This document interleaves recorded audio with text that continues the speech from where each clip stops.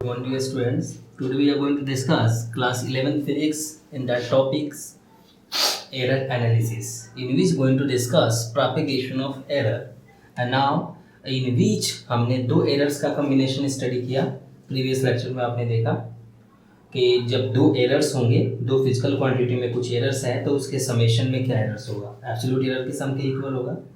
अगर प्रोडक्ट है सब्ट्रैक्शन है तब उसका एरर सम कैसे निकालेंगे। In this case, going to discuss the product of physical quantity.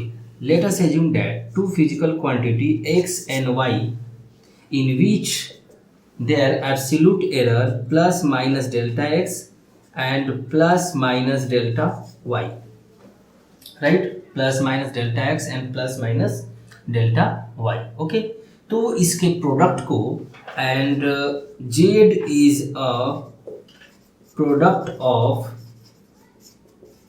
x and y, okay, and their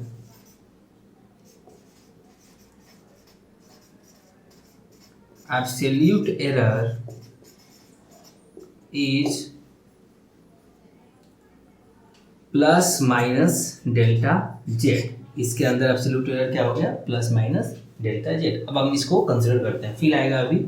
तो z एक फिजिकल क्वांटिटी है, इन दोनों का प्रोडक्ट है x और y का।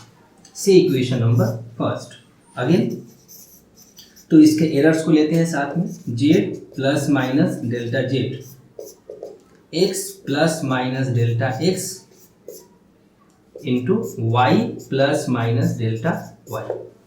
सो z plus minus delta z multiply करते हैं, algebraic multiplication, x into y x y x into delta y, okay, plus minus y into delta x plus into plus plus minus into minus plus plus plus minus, so can be write plus minus delta x into delta y. अब इसको analyse करने वाले terms को देखते हैं क्या क्या है इसमें, गौर कीजिएगा थोड़ा इस पे। हम किस तरीके से from equation first in the place of x y can be write z, okay. तो एक्स वाई किसके इक्वल है, जेड के। तो क्या मैं इस वाले को इससे कैंसिल कर सकता हूं, because x y is equal to the z. अब दूसरी बात, एक और चीज देखते हैं, since delta x and delta y are absolute error in x and y, it means कि ये बहुत छोटी क्वांटिटी होगी। अगर छोटी क्वांटिटी का मल्टीप्लाई भी एक बहुत ही छोटा क्वांटिटी होता है। एग्जांपल के तौर पे मैं ले रहा हूँ, एग्जांपल यहाँ देखो, सपोज लेट कर लो कि डेल्टा एक्स एक छोटी क्वांटिटी है 0.01 और डेल्टा वाई एक छोटी क्वांटिटी है 0.02। तो इसका मल्टीप्लाई देखो कितना हो रहा है, delta x into delta y 0.01 into 0.02 which become 0.002। देखो काफी छोटी क्वांटिटी बन गई।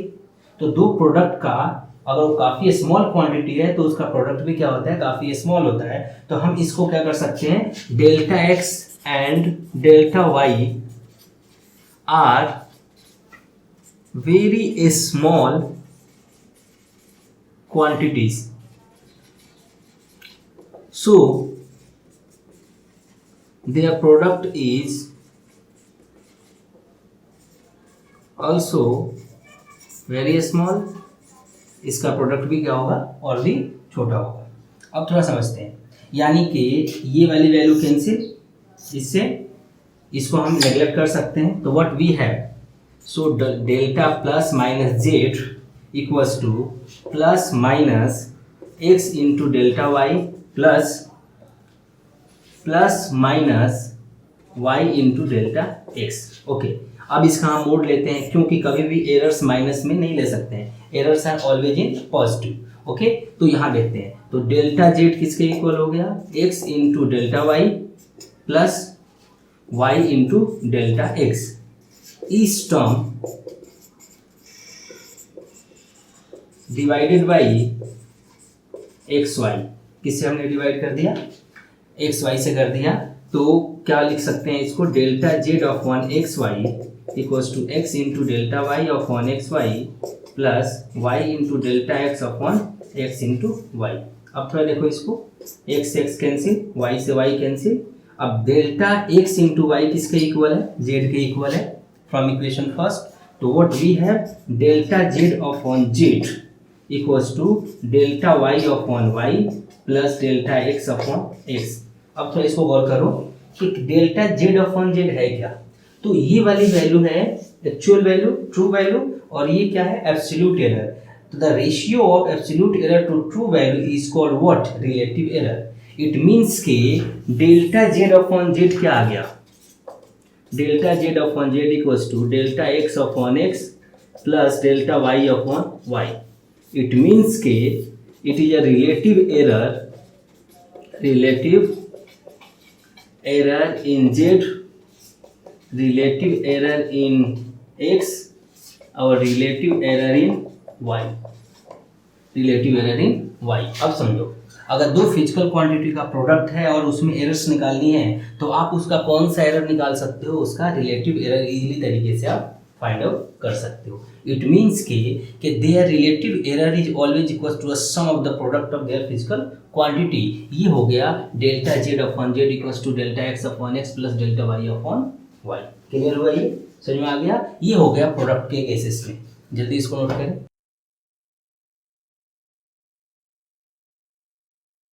So now we're going to discuss next error in quotient, error in quotient। अब quotient में डिवीजन में क्या एरर आएगा, इसको स्टडी करनी है। तो सपोज हमने एज्यूम किया x और y दो फिजिकल क्वांटिटी, और ये इसके में absolute error is delta x plus minus, absolute error plus minus delta y, और z जो है इन दोनों का रेशियो है x अपॉन y का। तो z के अंदर एब्सोल्यूट एरर है plus minus delta z। Okay, so now take z equals to x upon y से इक्वेशन नंबर फर्स्ट। क्लियर, अब हम इसमें आते हैं थोड़ा सा और आगे। तो z equals to x upon y, right. अब थोड़ा इसको एनालाइज करते हैं और ठीक से। तो z x अपॉन y के इक्वल हो गया। क्लियर, अब इसके एरर्स को लेते हैं एंड देयर एरर्स। तो इसके एरर्स को स्टडी करते हैं। तो z को हम क्या लिख सकते हैं, z, ये जो z है इसको हम लिख सकते हैं z plus minus delta z, x plus minus delta x upon y plus minus delta y। Clear हुआ, ये समझ में आ गया, very good. So z plus minus delta z equals to x plus minus delta x according to law of indices can be write y plus minus delta y power minus 1। अब इसको expand करना है, इस वाले terms को हमें क्या करनी है, एक्सपेंड। अब ये किस तरीके से एक्सपेंड होगा ये समझने वाली बात है। थोड़ा सा और इसको मैं इजी करता हूँ, थोड़ा सा इसको इजी करता हूँ, और आप थोड़ा सा इसको और समझिए ठीक से, थोड़ा सा और ठीक से इसको समझने की हम कोशिश कर रहे हैं। तो मैंने क्या किया, इस वाले टर्म से x को कॉमन ले लिया। किसको कॉमन लिया, x को। जब मैंने इसको x को कॉमन लूँगा तो यहाँ कितना होगा, 1 plus minus delta x upon x, और यहाँ y कॉमन ले लिया मैंने, तो यहाँ हो गया 1 plus minus delta y upon y। Okay, अब थोड़ा यहाँ देखो, समझो थोड़ा और इजीली तरीके से। तो यहाँ पे z plus minus delta z किसके इक्वल हुआ, x upon y into 1 plus minus delta x upon x upon 1 plus minus delta y upon y। Okay, अब यहाँ देखो, इस वाले टर्म्स को थोड़ा और एनालाइज करने की कोशिश कर रहे हैं। तो x अपॉन y हमारे पास है क्या, तो x अपॉन y एक तरह का z है। क्या है यहाँ पे, x और y z। अब इसको हम और अच्छे तरीके से लिख सकते हैं z plus minus delta z, और ये किसके इक्वल हो गया, z के। ओके, अब ये z के इक्वल हो गया, और इसको लिख सकते हैं 1 plus minus delta x upon x into 1 plus minus delta y upon y power minus 1। इस z को नीचे ले आओ, तो z plus minus delta z upon z equals to 1 plus minus delta x upon x into 1 plus minus delta y upon y and power minus 1। इसको easy करते हैं, z upon z plus minus delta z upon z, इसको multiply करते हैं 1 plus minus delta x upon x। Okay, अब थोड़ा यहाँ समझना, यहाँ 1 प्लस x की पावर n का फॉर्मूला लगाएंगे तो इस टर्म्स को हम इजीली तरीके से लिख सकते हैं 1 minus plus minus 1 minus plus minus delta y upon y. ये एक्सपोनेंशियल टर्म है। मैथ्स वाले बच्चे क्लास 11th में मैथ्स में ये टॉपिक है कि किस तरीके से हम इसको ओपन करते हैं। ओके, अब यहाँ पे ये हमारे पास आ गया। बाकी के हायर टर्म्स को हम यहाँ से रिमूव करते हैं। तो क्या लिख सकते हैं इसको, यहाँ देखेंगे यहाँ पे, तो ये टर्म्स कितना हो गया 1 plus minus delta Z upon z, 1 plus minus delta x upon x, और यहाँ कितना हो गया 1 minus plus minus and minus minus plus. Clear. इसके साथ में आ गया डेल्टा वाई अपॉन वाई। यहाँ तक समझ में आ गया। अलजेब्रिक मल्टीप्लिकेशन 1 का 1 से और इसका इससे, तो 1 plus minus delta Z upon z 1, इसके साथ भी आएगा तो minus plus delta y upon y, और इसके साथ आएगा इस वाले टर्म्स को इसके साथ और फिर इसके साथ लेंगे मल्टीप्लाई, अलजेब्रिक मल्टीप्लिकेशन इजीली। तो ये कितना होगा plus minus delta x upon x, और इसके साथ plus minus minus minus plus. Simply आप इसको लिख सकते हो प्लस माइनस, और इसको लिख सकते हो delta x upon x into delta y upon y. अब थोड़ा समझने की कोशिश करेंगे। इस 1 से ये वाला 1 क्या हो गया कैंसिल। अब थोड़ा इसको देखना, यहाँ पे आ जाओ, थोड़ा सा इसको जूम करेंगे। तो delta Z upon z plus minus किसके इक्वल हो गया minus plus delta y upon y. Okay, तो यहाँ लेंगे plus plus minus delta x upon x, और चूंकि ये दोनों delta x upon x delta y upon y is very small quantity. अगर काफ़ी स्मॉल क्वांटिटी है तो हम इसको क्या कर सकते हैं, वी कैन नेग्लेक्ट। तो what we have this, take the mode system because all the errors are in positive nature, always we have taken। so delta z upon z equals to कितना आ गया delta y upon y plus delta x upon x। it means relative error in z equals to relative error in y plus relative error in x, right। तो अगर quotient में भी निकालना है तो quotient में भी वही केसेस आ रहा है कि अगर दो फिजिकल क्वांटिटी का डिवीजन है और उसका एरर्स निकालना है तो सिंपली उसका रिलेटिव एरर लेकर के सारे क्वांटिटीज का और सम कर दो।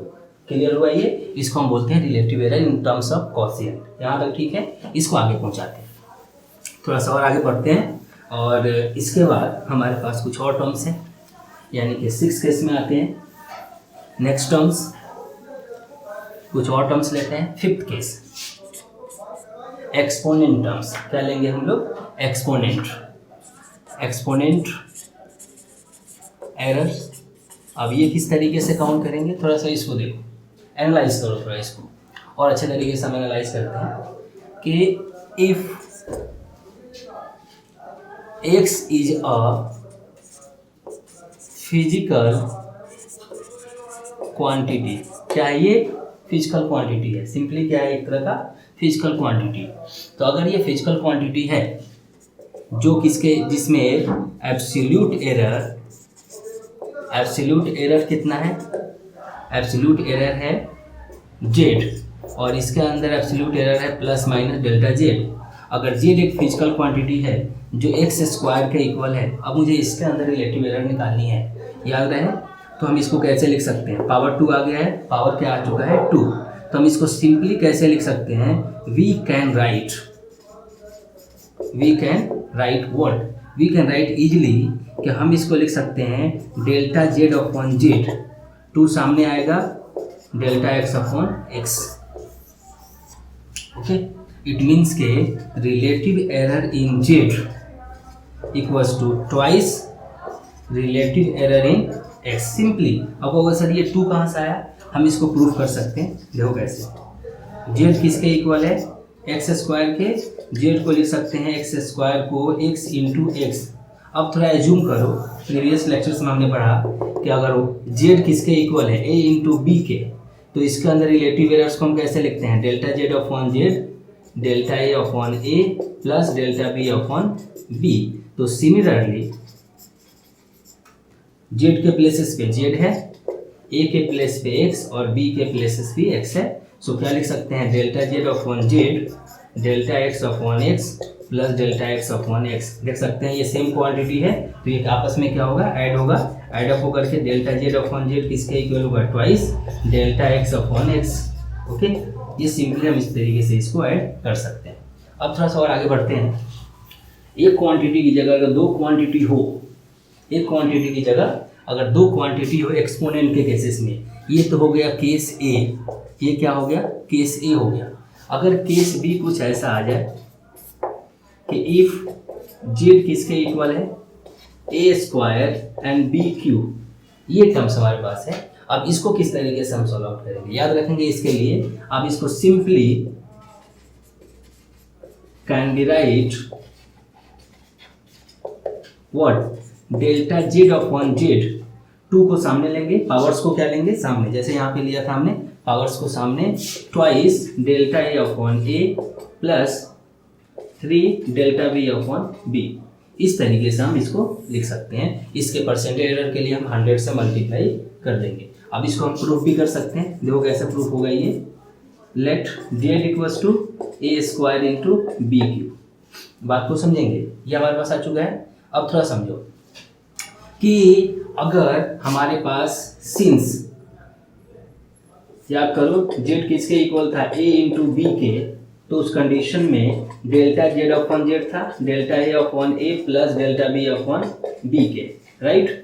एक टर्म्स तो हम इसको क्या लिख सकते हैं, delta Z upon Z, similar formula, delta A square upon A, okay, plus delta B square B Q upon B. अब थोड़ा समझो, याद करो यहाँ पे हमने किस तरीके से इसको काउंट की थी कि यहाँ स्क्वायर जब होगा, अगर कोई physical quantity Z A square के इक्वल है तो इसका रिलेटिव एरर क्या होगा, 2 सामने आएगा और डेल्टा ए अपॉन ए होगा।